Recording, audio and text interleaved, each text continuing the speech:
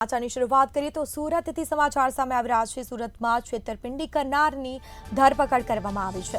રૂપિયા 2 કરોડની છેતરપિંડી કરનારની ધરપકડ કરવામાં આવી। આ સાથે સમાચાર સુરતથી પ્રાપ્ત થયા છે। છેતરપિંડી કરનાર મુખ્ય સૂત્રધારની ધરપકડ કરવામાં આવી છે। સુરત ઇકોસેલ પોલીસે તેની ધરપકડ કરી છે, તો આ મામલે તેની પૂછપરછ પણ હાથ ધરાશે। સાથે જ આરોપીને ઓડિશા જેલમાં ટ્રાન્સફર કરાવી વોરંટ ફાળવી તેને સુરત લાવવામાં આવ્યો છે। સમગ્ર તપાસ થશે। આ મામલે પોલીસે આરોપીના 5 દિવસના રિમાન્ડ મેળવ્યા છે। તો આ સાથે જ નામદાર કોર્ટમાં હાજર કરી આરોપીના રિમાન્ડ મેળવવામાં આવ્યા છે। તો સમાચાર સુરતથી પ્રાપ્ત થયા છે, જેમાં રિમાન્ડ દરમિયાન વધુ ખુલાસાઓ થાય તેવી પણ શક્યતા વ્યક્ત કરવામાં આવી છે। આરોપીને ઓડિશા જેલમાંથી સુરત લાવવામાં આવ્યો છે। ટ્રાન્સફર કરાવી વોરંટ ફાળવી અને તેને સુરત લાવવામાં આવ્યો।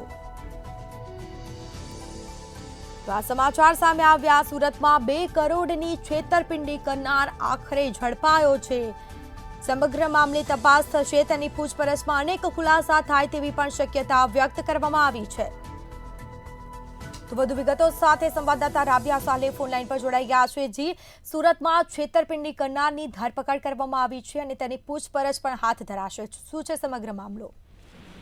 આખરે કરોડોની છેતરપિંડી કરનારાને સુરત ઇકોસેલ દ્વારા ઝડપી પાડવામાં આવ્યો છે, જે મુખ્ય સૂત્રધાર તરીકેની ઓળખ ધરાવે છે। તો ખાસ કરીને જે આરોપી છે એ ઓડિશાના કટક સર્કલ જેલમાં હતો, ત્યાંથી તેને ટ્રાન્સફર વોરંટ થકી જે સુરત લાવવામાં આવ્યો છે। આ પહેલા તેને ઓડિશાની અંદર પણ કેટલાક લોકોની સાથે છેતરપિંડી કરી હતી। તો આરોપીને ઓડિશાના છેતરપિંડીના ગુનામાં કટક જેલમાં જે છે ધરપકડ કરી બંધ રાખવામાં આવ્યો હતો। આરોપી જીયાજુર મુનીરુલ હુદા સૈયદ ફરિયાદીઓના રૂપિયા 2,47,81,000 ચાવ કરી ગયો હતો અને ફરિયાદીઓને 2% નફો મળશે તેવી લોભામણી લાલચો આપી પૈસા પણ ઉઘરાવ્યા હતા, જેમાં ફરિયાદીઓએ આરોપીને અલગ અલગ બેંકના ખાતામાંથી વર્ષ 2022માં પૈસાનું રોકાણ કર્યું હતું, જે પૈસા પરત નહીં મળતા તેઓને છેતરાયો હોવાનું ભાન થયું અને ત્યારબાદ તેઓએ સુરત ઇકોસેલ પોલીસની અંદર ફરિયાદ નોંધાવી હતી। પોલીસે આરોપીનો ટ્રાન્સફર વોરંટથી કબજો મેળવી તેની ધરપકડ કરી સુરત લાવ્યા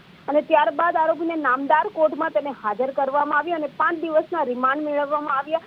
માત્ર સુરત અને ઓડિશા નહીં, રિમાન્ડ દરમિયાન વધુ ખુલાસાઓ થાય તેવી પણ શક્યતા પોલીસ દ્વારા સેવાઈ રહી છે।